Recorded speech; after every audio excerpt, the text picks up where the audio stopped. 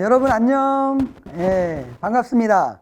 오늘 5차 시 이제 수업을 시작하게 될 텐데요. 어제 교육부에서 발표가 났더라고. 이제 여러분들은 4월 16일 날 그때 온라인으로 개학을 하게 됩니다. 여러분들과 현장에서 교실에서 빨리 만나고 싶은데 안타깝게도 우리는 이후에도 우리 온라인에서 이렇게 만나게 될 것 같습니다. 저는 여러분들이 빨리 돌아오는 그날까지 열심히 준비하면서 있도록 하겠습니다. 여러분들도 집에서 흐트러지지 않는 자세로 열심히 학업에 정진해 주시기를 바라겠습니다. 자, 오늘 우리 문학의 빛깔 계속해서 가고 있습니다. 그 중에서 서정갈래의 이해를 우리는 계속 진도 나가고 있습니다. 다 우리 서정갈래 하고 있는 거 다 알고 있죠? 시에 대해서 우리는 계속 배우고 있습니다. 자, 그럼 지난 시간에 우리 뭐 배웠었는지 다시 한번 확인해 볼까요? 우리 지난 시간에는 김수영의 어느 날 고궁을 나오면서 라는 작품을 봤죠. 나의 삶에 대해서 고백하고 독백하고 있었어요. 내 얘기 좀 들어볼래? 라고 하면서 자기 이야기를 했는데 어느 날 고궁을 나오면서 화자는 뭔가 되게 부끄러움을 느끼고 있었어. 어떤 부끄러움이었느냐? 조그만 일, 비본질적인 문제에 대해서는, 그리고 힘없는 자들에 대해서는 막 분개했어요. 그런데 그것에 반해서 큰일, 뭔가 부조리한 현실에 대해서는, 그리고 힘 있는 자, 어떤 권력이 있는 자에 대해서는 침묵하고 있는 자신의 모습을 진솔하게 고백하면서, 그런데 모습이 매우 옹졸하고 비겁하다라고 고백했습니다. 그러면서 매우 부끄러움을 느끼고 있는 것 같아요. 그것은 결국은 한 단계 더 나아가서 내 삶에 대해서 반성하고 성찰하고 있는 화자의 모습을 우리는 확인할 수 있었습니다. 자, 그럼 우리 과제 한번 확인해 보도록 할까요? 문제 같이 풀어보도록 합시다. 이 시에 대한 설명으로 적절한 걸 한번 찾아보자고 했습니다. 한번 가볼게요. 머리카락이 자꾸 눈에 거슬리네. 1월달 그 3학년 학생들 졸업식 할 때 그때 머리 깎고 지금까지 아직 한 번도 안 깎았어요.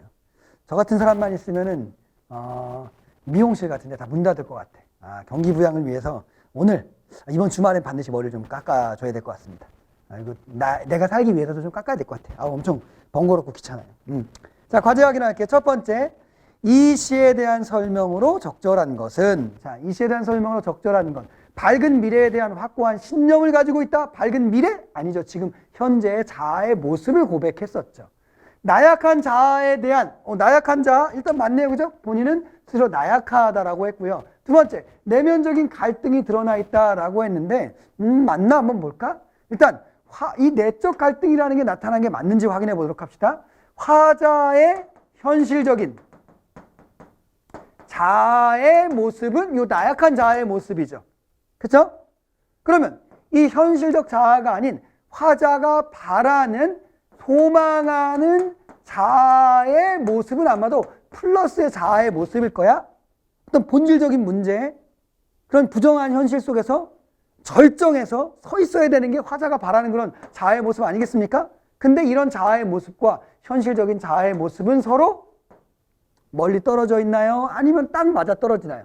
멀리 떨어져 있죠. 반대되어지는 모습인 거지. 결국은 괴리라고 할 수 있겠죠. 자아의 모습이, 현실적인 나의 모습이 내가 바라는 자아의 모습과 괴리되어져 있다. 이렇게 대립관계에 있는 것을 우리 뭐라고 하느냐? 이건 다 갈등이라고 하죠. 갈등. 내면적인 갈등의 모습 맞죠. 내적 갈등 맞습니다. 정답은 2번 되겠습니다. 다음 2번 문제로 한번 넘어가 보도록 합시다. 나머지 여러분들이 그냥 읽어보세요. 이렇게 다 가고 있네 또. 2번 갈게요. 기억에서 미음 중 그 의미가 이질적인 것은, 이질적이다란 얘기는 다른 것과 같지 않은 것, 속성이 다른 것을 찾아라, 이런 뜻이니까 한번 보도록 합시다. 설렁탕집 돼지 같은 주인년한테 욕을 하고, 이거 나쁜 행동이네. 어쨌든 이거 보니까 작은 것, 비본질적인 것, 본질적인 문제, 사소한 문제라고 말할 수 있겠네요. 월남 파병에 반대하는 것, 이런 것들은 매우 중요한, 아주 중요한, 아주 본질적인 어떤 문제라고 볼 수 있을 것 같아요. 와, 그럼 이 작품 결국은 본질적인 거냐, 비본질적인 거냐, 아주 조그만 일이냐, 아니면 아주 중요한 일이냐, 그 대립 구도를 확인하는 문제였네요. 자, 그럼 이거 벌써 두 개의 대립이 나타났으니까 3번만 보더라도 정답을 금방 알 수 있을 것 같아요. 찾아오는 야경꾼들만 증오하고 있는가? 이거는 본질적인 거예요? 아니면 비본질적인 건가요? 아주 중요한 건가요? 사소한 건가요? 아주 권력자에게 저항하는 건가요? 아니면 아주 약한 자들에게 분노하는 모습인가요? 바로 약자들에게 비본질적인 것에 분노하는 모습인 거죠. 그러니까 비본질적인 문제, 얘하고 세트니까 얘가 결국은 다른 놈이겠네요. 정답은 2번 되겠죠? 너스들과 스폰지를 만들고 거즈를 개키고 있는 것 아주 사소한 일이라고 했었죠. 이렇게 옹졸하게 반항한다. 이발쟁이에게 하는 것은 곧 야경꾼들에게 하는 그런 사소한 아주 약자들에게는 분노하는 그런 화자의 모습이었으니까 정답 네. 3번 맞겠네요. 이번엔 2번 밑줄 쫙 됐습니다. 다음 3번 가겠습니다. A를 참고할 때 보기의 화자가 이시의 화자에게 할 수 있는 말로 가장 적절한 것을 찾으라고 했습니다. A가 이런 내용이었어요. A는 자 그럼 보기의 작품 한번 보도록 할까요? 매운 계절. 계절이 매운 계절이야. 수식 매운이니까 매운 계절은 플러스겠어 마이너스겠어? 아주 혹독한 계절이라는 뜻이니까 마이너스겠죠. 마이너스의 현실인 거야. 채찍에 갈겨 폭력적인 것에 의해서 마침내 북방으로 휩쓸려 오다. 북방이라는 공간으로 화자는 휩쓸려 가게 되었습니다. 내 의지가 아니라 어쩔 수 없이 채찍에 갈겨서 북방으로 가게 됐어요. 그 다음 하늘도 그만 지쳐 끝난 고원. 북쪽으로 끝까지 올라갔어. 그 다음 그 북쪽에는 어떤 산이 있었나 봐. 그 꼭대기에 화자가 이제 서리빨 칼날진 그 위. 요 위 공간이 바로 서리빨 칼날진 그 위니까 이 작품의 제목이 뭐죠? 절정이야. 인생에서 가장 절정의 순간에 내가 맞닥뜨렸다 라고 볼 수 있겠죠. 이 절정이라는 것은 아마도 내 삶의 고통의 절정, 내 삶의 어떤 절망의 어떤 절정, 고난의 절정, 시련의 절정, 그 순간에 내가 서 있는 거야. 서리빨 칼날진 그 위에 딱 서 있습니다. 어디다 무릎을 꿇어야 하나 한 발 제겨 디딜 곳조차 없다. 상상 한번 해봐. 무당이 저 칼에 이제 올라타잖아. 그래서 작대 올라타잖아요. 딱 선 거야. 딱 서가지고 그 어디다 무릎을 꿇어야 하나 한 발 제겨 디딜 곳조차 없다. 여기서 무게중심을 살짝만 한쪽으로 싹 쏠린다. 그럼 발이 슥 베이는 거야. 좀 상상하니까 좀 무섭긴 하네. 어쨌든 딱 서서 뭔가 이러지도 저러지도 못하는 그런 아주 인생에 있어서 이렇게 해야 되나 저렇게 해야 되나 라고 어떤 결정할 수 없는 가장 절망적이고 절박한 그런 순간이 화자에게 지금 온 겁니다. 어디 한 발 제겨 디딜 곳조차 없는 그 순간입니다. 이러면 그 절정의 순간, 인생의 가장 절망적인 그 순간에 눈을 감아 생각해 볼 수밖에 없구나. 이제는 어떤 액션도 어떤 무엇도 할 수가 없어. 움직일 수도 없어. 인생에서 가장 막다른 곳이라고 생각되는 거야. 그때 눈 감고 이제 생각하는 거죠. 도대체 이 상황에서 내가 뭐 해야 되나? 도대체 이 상황에서 나는 어떻게 해야 되는 건가? 라고 이제 생각을 합니다. 그 생각의 결과가 이 작품의 주제 아닐까요? 생각. 겨울은 지금 나에게 주어져 있는 이 절정이라는 상황, 지금 나에게 주어져 있는 아주 이 혹독한 이 계절, 이 겨울은 나의 현실이죠. 나의 이 현실은 강철로 된 무지개인가 보구나 라고 말하면서 결말을 맺습니다. 강철로 된 무지개. 우리 강철, 금속성 하면은 플러스였어 마이너스였어? 마이너스죠. 아주 나에게 있어서 지금의 현실은 아주 혹독한 그러한 무지개래. 근데 혹독한 것은 맞지만 그럼에도 불구하고 이것은 나에게 삶에 있어서 무지개라고 했으니까 무지개는 일반적으로 뭐죠? 희망 아닌가요? 또 희망이잖아. 뭔가 유토피아적인 막 그런 느낌일 때 우린 무지개를 이야기하고 있지 않나요? 그죠? 그러니까 결국은 화자는 눈 감아서 생각할 때 지금 나에게 주어진 이 고난과 시련은 비록 이렇게 비정하고 이렇게 고난과 시련이고 아픔이지만 그것은 나에게 무엇이기도 하다 또한 희망이기도 하다. 나의 삶의 미래에 대한 어떤 희망을 나에게 주고 있는 것이기도 하겠구나 라고 생각을 한 거예요. 근데 이 작품 보면 생각해보면 저도 그런 것 같아요. 인생에서 가장 절망적인 순간, 그 순간이 결국에는 내 삶에 뭐가 되냐? 터닝 포인트가 되는 경우가 많이 있더라고요. 인생에서 정말 그런 순간, 여러분들이 지금까지 경험해 본 친구들이 얼마나 있는지 모르겠지만 삶에서는 수많은 절정들을, 삶에 있어서 가장 절망적인 순간들을 맞닥뜨릴 때가 여러 번 여러분들 삶에 찾아오게 될 겁니다. 근데 그것이 인생에 있어서 터닝 포인트가 된다는 것. 고등학교 생활로 말한다면 인생에 있어서 가장 절망적인 모의고사 성적이나 막 성적이 바닥칠 때 그 바닥친 그 순간에 다시 올라가는 새로운 무언가를 발견하는 터닝 포인트가 되기도 하더라고요. 뭐 그 얘기를 하고 있네요. 결국은 이 A의 화자에게 B의 화자가, 이 보기의 화자가 무슨 얘기를 해줘야 될 것이냐. 뭐 결론은 뻔할 것 같아요. 너 인생의 그 무기력하고 절망적인 상황이지만 그것을 어떻게 이겨낼 수 있다? 의지적인 생각으로 한번 견뎌내고 이겨내 보아라. 긍정적으로 바라보아라. 뭐 이런 얘기를 해줄 것 같습니다. 그렇다면 정답은 뭐 너무 뻔하게 나오겠네요. 여러분들 숙제를 해왔으니까 정답만 한번 제가 체크해 볼까요? 오, 4번이네요. 4번. 오케이.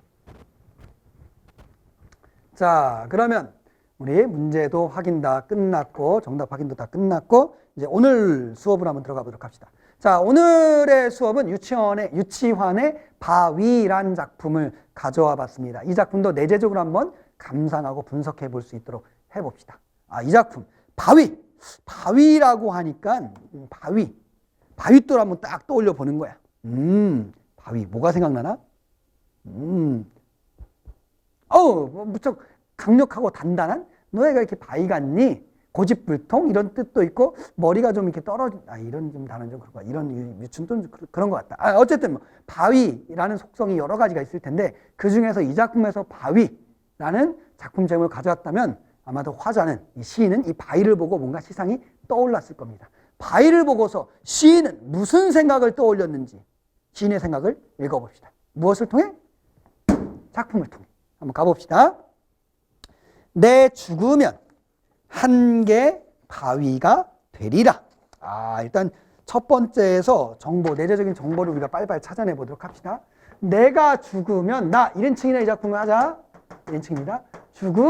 죽음을 가정하고 있어요. 근데 뭐가 되겠다? 바위가 되리라 라고 했습니다. 뭐뭐 하겠다, 뭐뭐 하리라 라고 했습니다. 일단은 어조로 보건데 의지적이죠. 근데 지난번에 뭐뭐 하겠다라고 한다면 그냥 의지만 나오는 거 아니었어요. 태도에서. 뭐도 포함된다? 소망이죠, 소망. 화자는 지금 죽으면 뭐가 되고 싶다? 바위가 되고 싶다야. 그럼 내재적으로 한번 그림을 그려가면서 한번 같이 가보도록 합시다. 자, 화자는 바위가 되고 싶다. 내가 만약에 죽는다면 바위가 되고 싶다라고 소망, 의지를 드러내고 있습니다. 그럼 이 바위가 도대체 어떤 애냐? 어떤 애인지를 알게 되면 결국은 화자는 바위 같은 이런 삶을 소망한다 라고 이제 주제가 되는 거 아니겠습니까? 너무 뻔한 얘기잖아. 그럼 바위의 속성이 분명히 뒤에 줄줄줄 나오게 될 거니까 바위가 어떤 애인지를 찾아보도록 합시다. 분명히 화자는 바위가 되리라 라고 소망했다는 얘기는 바위의 속성은 플러스일 거라는 건 좀 유추해 볼 수 있을 것 같아요. 화자가 지향하는 대상이니까. 한번 봅시다. 그럼 바위가 어떤 애인지. 아예 애련에 물들지 않고 애련이라는 감정에 물들지 않는데요. 누구는? 바위는. 아마도 그죠. 바위겠죠. 애련에 물들지 않고 애련은 사랑과 어떤 연민의 감정이지. 온갖 감정, 이 감정에 물들지 않는데요. 희로 기쁨과 노함이죠. 기쁨과 노함에도 움직이지 않고 거기다가 비와 바람에 깎이는 대로 비바람하면 우리 맨날 뻔하게 나오는 거지만 비와 바람은 고난과 시련 아닌가요? 고난과 시련에는 그냥 깎이는 대로 계속해서 보면 엔드죠. 엔드 뭐뭐 하는 대로 누군지 마지막 대상을 찾아야 되는 거니까 억년 비정의 함묵에 비정, 감정이 없는 거지. 감정, 억년 동안이나 아무런 감정 없이 그냥 함묵하고 있는 거야. 함묵, 함구하다, 침묵하다. 그때 묵자고 함자야. 그건 침묵하는 거야. 소리내지 않는 거야. 가만히 인내하고 인고하고 있는 거야. 응? 인고하고 있는 겁니다. 안으로만 채찍질하여 안으로만 채찍질한다는 얘기는 밖이 아니라 내 안으로 그러니까 내면이죠. 내면적으로 성찰하는 거지. 나 자신을 돌아보는 거야. 좀 계속해서 마지막 이러한 누구라고 안 나오다 보니까 좀 중간에서 이제 끊어주는 역할이 좀 필요할 것 같아요. 다시 한번 볼게. 결국은 채찍질하여 드디어 무엇까지도 망각하냐면 생명까지도 잊어버려. 까먹어. 내가 생명이 있던가 없던가? 이것까지 까먹었다. 그 얘기는 사람이 생명마저도 망각했다는 얘기는 지금의 현실을 초월하는 거야? 아니면 지금 자기의 생명에 현실에 집착하는 거야? 생명마저 까먹었다. 전쟁에서 생명의 소중함, 어떤 생명, 자기의 목숨을 막 항상 생각하는 사람은 그 행동에서 전쟁에 나가서 뭔가 이렇게 전투에 임하는 자세가 어떨까요? 소심하고 뭔가 숨고 막 위축되고 이렇게 되겠죠. 그럼 그 개인의 목숨은 살릴 수 있겠지만 그 그룹은 아마 패배할 확률이 무척 높을 것 같아요. 어쨌든 전투에 참여하기 위해서는 그 생명마저도 이제 망각하는 그런 어떤 상태가 돼야 될 것 같아요. 그것은 결국에는 현실을 초월하는 거죠. 생명마저도 망각했다는 얘기는 현실을 초월하는 거예요. 초극하는 거예요. 그러니까 죽기 살기로 달려드는 사람을 우리가 그 사람을 어떻게 하기는 쉽지 않잖아요. 그죠? 생명마저 망각하는 거예요. 흐르는 구름이 흘러가고 있네요. 먼 원래 천둥 번개가 멀리서 소리가 들리고 있네요.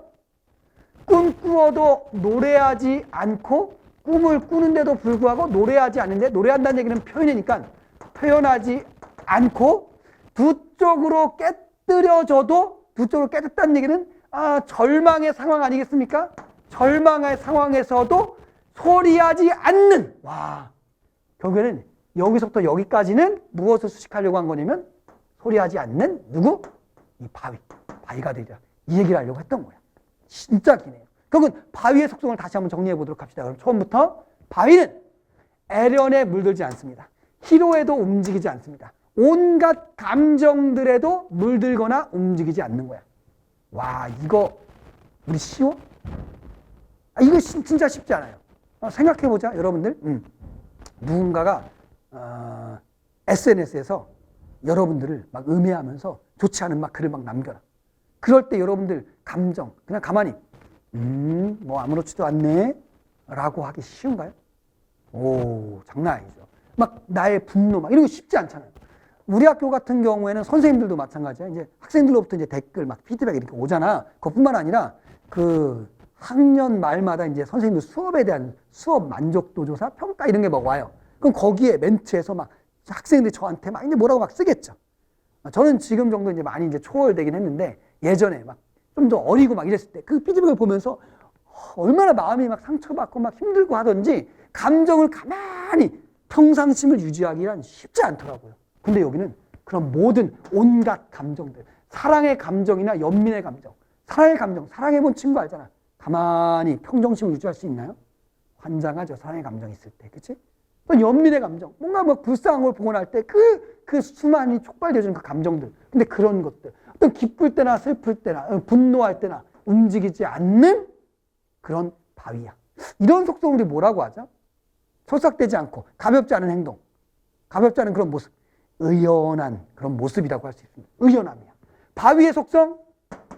의연합니다. 우리 인간은 촐싹대잖아. 근데 바위는 의연합니다. 비바람이 불어도 비바람 속에서도 깎이는 대로 가만히, 우리는 고난과 시련이 올 때마다 어떻게 돼요? 이리 흔들리고 저리 흔들리고 할 텐데 바위는 비바람, 고통과 시련 속에서도 가만히 의연하게 인내하고 인고하는 그런 모습이 바로 바위의 모습입니다. 억년 비정의 한묵, 침묵하고 있는, 또 인내하고 인고하는 거 아니겠습니까? 그죠? 그렇게 가만히 참고 인내하는 거야. 안으로만 채찍질하여. 그러니까 우리는 보통 고난과 시련이 오면 이것을 세상 탓, 사회 탓, 혹은 부모님 탓, 학교 탓, 누구 때문에? 라고 막 말할 텐데 이 바위는 뭐냐면 스스로 안으로만 채찍질하는 거야. 모든 걸 내 안으로 내가 견뎌내고 이렇게 표현하네요. 드디어 결국에는 마지막엔 생명마저도 망각하는 초월적인, 현실을 초월하는, 현실을 초월하는, 초월을 다른 말로 하면 초극하는, 현실을 초극하는 그런 상태가 되었네요. 흐르는 구름 먼 원래. 이 바위가 말이에요. 바위를 뭔가 여기 누가 이제 자극하냐면 애련이 있죠. 애련. 그리고 희로. 온갖 감정들이 있는데 온갖 감정에서도 의연한 거야. 그래서 바람이라는 것은 고난과 시련일 거야. 또 어떤 외적인 고난과 시련 속에서도 가만히 입 다물고 있어. 참고 있는 거야. 인내하고 인고하는 겁니다. 드디어 생명도 잊어버린 그런 현실을 초월하는 그런 상태가 되었어요. 흐르는 구름과 먼 원래 한번 보도록 합시다. 바위의 속성하고 한번 둘을 비교해 봐봐. 구름은 바위하고 원래 흐르는 구름이야? 원래는 청각인가요? 소리죠, 소리. 청각. 소리야? 자, 구름은 항상 변하나요? 변하지 않나요? 모양이 변해갑니다. 가변이야. 가변의 속성을 갖고 있어. 이 바위의 속성과는 대비돼. 구름. 흐르는 구름, 그죠? 그 다음, 먼 원래 소리야? 천둥번개에서 뻥! 뻥 소리 어디 갔냐? 어디 갔어? 찾아봐. 사라져버렸어. 소멸의 의미죠, 소멸. 원래. 이런 애들은 가변적인 존재고요. 그 다음, 소멸의 이미지야. 그러니까 이런 것들과는 대조되는 거잖아. 이런 것들이 망각하고 흐르는 구름과 먼 원래 이런 것들이 있다 하더라도 그냥 지금의 대상인 이제 바위라는 존재는 가만히, 천둥번개가 쳐도 바위는 가만히 있을 것이고, 구름이 이렇게 흘러간다 하더라도 바위는 가만히 있을 거야. 근데 디미고 고3 학생들 제가 종종 수업 때도 맨날 얘기하는 건데, 이게 바위처럼 가만히 고3 되면 정말 바위처럼 가만히 엉덩이 붙이고 공부해야 되거든. 근데 먹고 피고 뭐 날씨 따뜻해지고 축구공이 밖에 굴러다니고 하면은 온갖 유혹들에 가만히 있지 못하고 막 이제 움직이기 시작하더라고. 뛰쳐나가기 시작합니다. 그렇죠? 이런 것들은 일반적인 바위라는 가만히 고정되어진 불변의 이미지인 바위하고는 반대되어지는 그런 가변과 소멸의 이미지의 그런 소재들이라고 할 수 있을 것 같아요. 꿈꾸어도 노래하지 않고 우리는 어때요? 내가 무슨 목표가 생기고 막 꿈이 있고 막 이러면은 와 너무 막 신나고 막 뭔가 표현하고 싶고 막 이렇게 돼. 근데 얘는 마이너스일 때도 가만히 있지만 플러스일 때 뭔가 꿈이 생기고 뭐 이렇다 하더라도 표현하지 않아. 출석되지 않아. 가만히 있는 거야. 그러니까 결국은 모든 현실을 초극한다라고 볼 수 있을 것 같아. 두 쪽으로 깨뜨려진다 하더라도 소리하지 않는 우리는 어때요? 한 대 꼴만 딱 대서 아무튼 그냥 엄청 오바쟁이야. 우리 사람들은 다 그래요. 저도 그렇고 여러분도 마찬가지야. 엄청 오바잖아. 근데 얘는 두 쪽으로 깨뜨려진다 하더라도 소리하지 않는 궁극적으로 누구라고요? 바위야, 바위. 이런 바위가 되리라 라고 했네.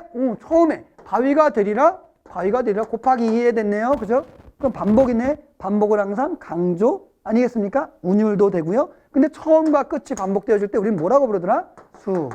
수미상관이라고 부르고, 수미상관하면 반복이니까 기본적으로 구조적인 안정감, 통일성을 줄 수 있고요. 의미적으로 뭔가 주제를 강조할 수 있겠죠. 그러니까 곱하기 2 됐으니까 난 정말 바위같이 그렇게 강하게 살아가고 싶어! 뭐 이건 거겠죠. 아마도 이 작품은 제가 볼 때 유치한이라는 사람이 온갖 시련과 고난 속에서 너무 고달프고 힘든 거야. 너무 고뇌하고 막 머리가 뽀개질 것 같아. 그러니까 저 서 있는 어디 있는 바위를 바라봤는지 모르겠지만 어쨌든 서 있는 바위를 보면서 저 바위처럼 나도 현실을 초극하며 그렇게 의연하게 살아갈 수는 없을까? 흔들리지 않으면서 살아갈 수는 없을까? 라고 생각해서 이 작품을 쓴 것이 아닐까라는 생각이 듭니다. 여러분도 지금 이 상황, 이 코로나 때문에 이 집에서 맨날 가만히 있는데 때로는 막 밖에 있는 걸 보면서 뛰쳐나가고 싶고 막 놀고 싶기도 하고 막 그렇잖아. 근데 가만히 있는 바위를 보면서 그래, 이 시간을 인내하고 인고하면서 가만히 그래, 흔들리지 않으면서 살아가야 되겠구나 라고 한번 바위를 통해서 한번 배워보세요. 배워봅시다. 자, 한번 확인 문제 봅시다. 자연물을 대상으로 하여 화자의 자연 친화적인 태도를 드러내고 있다.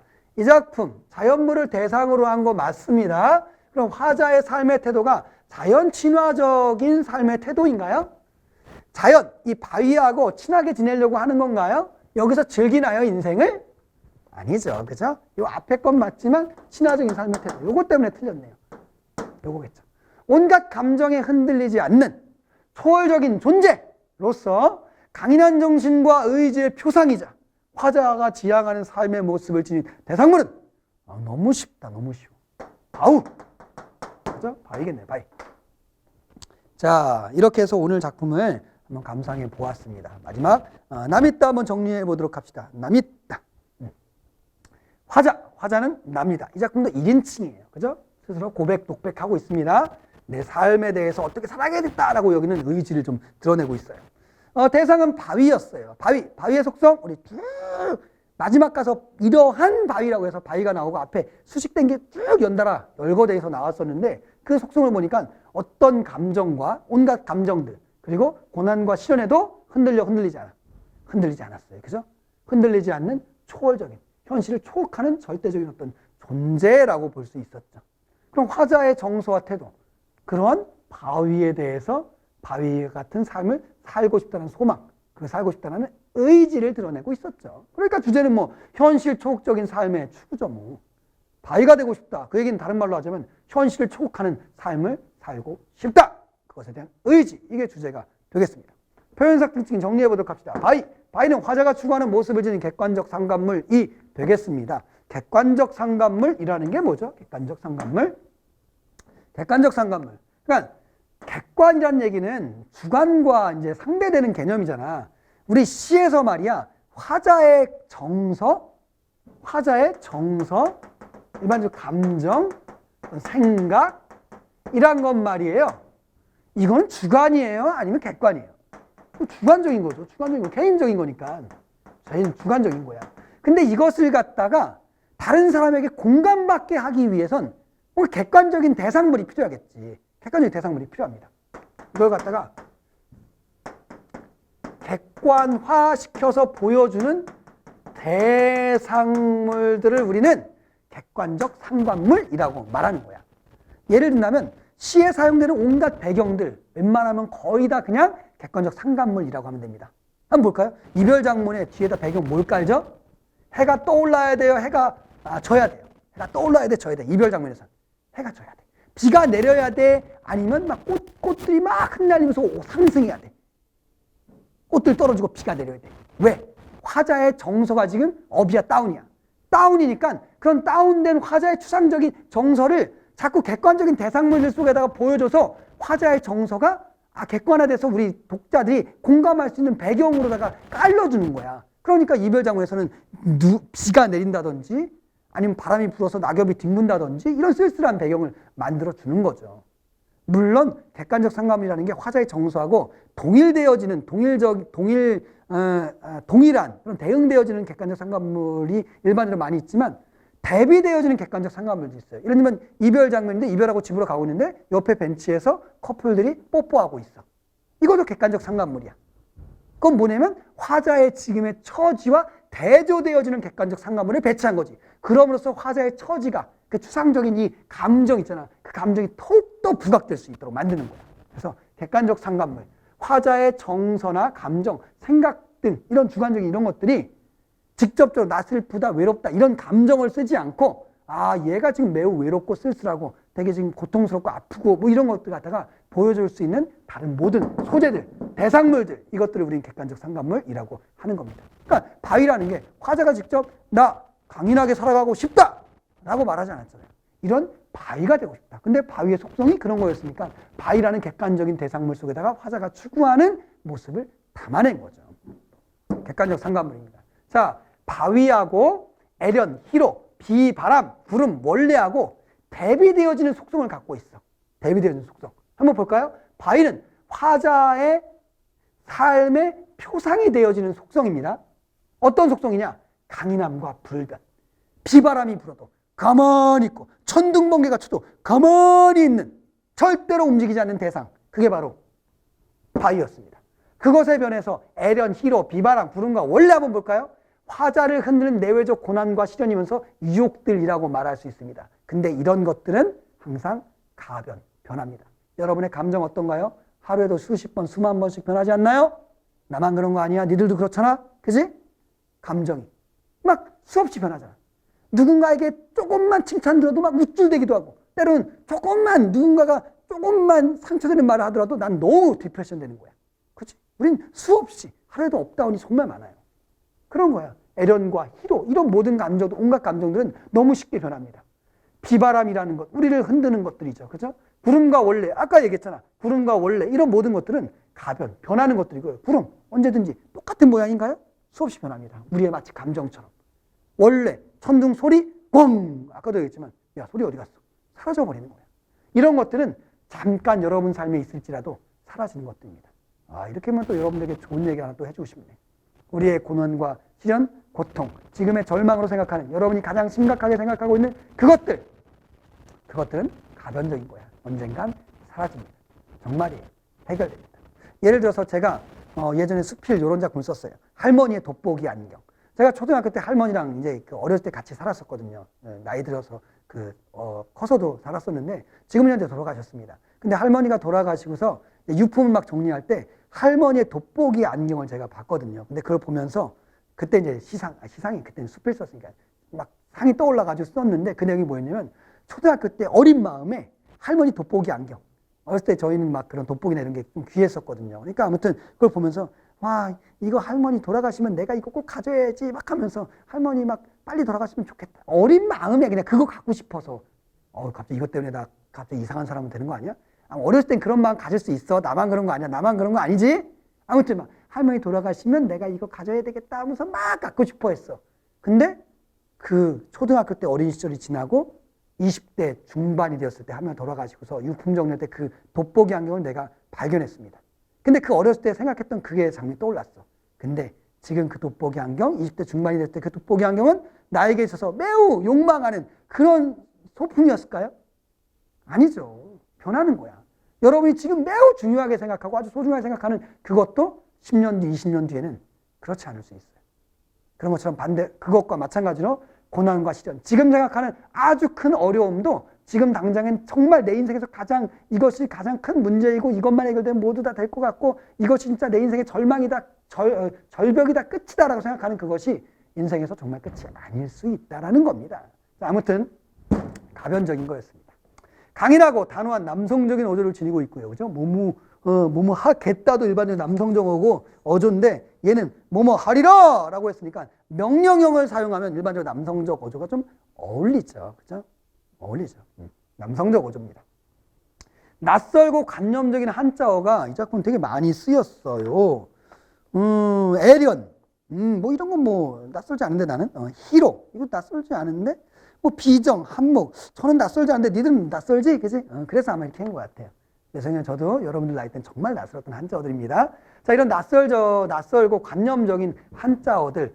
관념이라는 얘기는 구체적인 단어가 아니죠. 감정어들은 전부 다 관념이잖아. 그지? 관념적인 한자어들을 많이 사용했는데 이것을 사용하면 여러분들 어색하고 불편한가요? 아니면 되게 여러분들이 평소 쓰는 언어랑 비슷하니까 되게 편한데? 그걸 되게 편하게 읽히는데? 이런 느낌 드나요? 어색하고 좀 불편하죠, 읽는데. 그지? 그래서 결국은 어떤 효과가 있느냐? 이건 전부 다 작가, 시인의 의도 아니겠어요? 이렇게 불편하게 읽히는 것은 결국에는 뭔가 진중한 느낌이 드는 거지. 여러분들이 어떤 연설문을 하는데 저 오늘 집에 갔어요. 근데 뭐 했고요? 정말 재밌었어요. 너무 오늘 즐거운 하루였어요. 막 이렇게 말한다. 그럼 친근감이 느껴져. 근데 그런 연설문을 하는데 막 한자어 많이 써가면서 말하고 있습니다. 그럼 그건 왠지 여러분들과 좀 더 격식이 느껴지잖아. 그치? 격식이 느껴진다. 그 얘기는 무게감, 뭔가 진중한 느낌이 드는 거죠.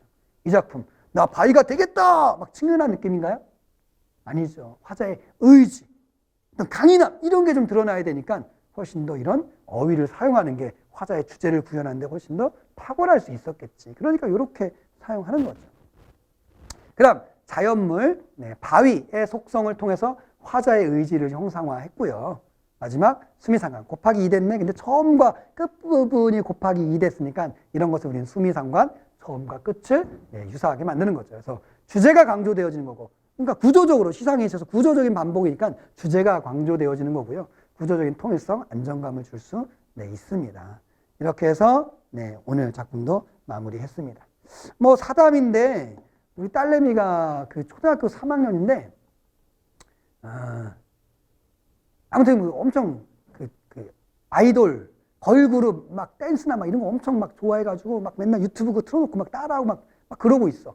근데 그거 갖다가 아빠가 이제 그 유튜브로다가 이제 수업 올린다 막 이랬더니 자기 영상 막 올려달라고 막 이러더라고.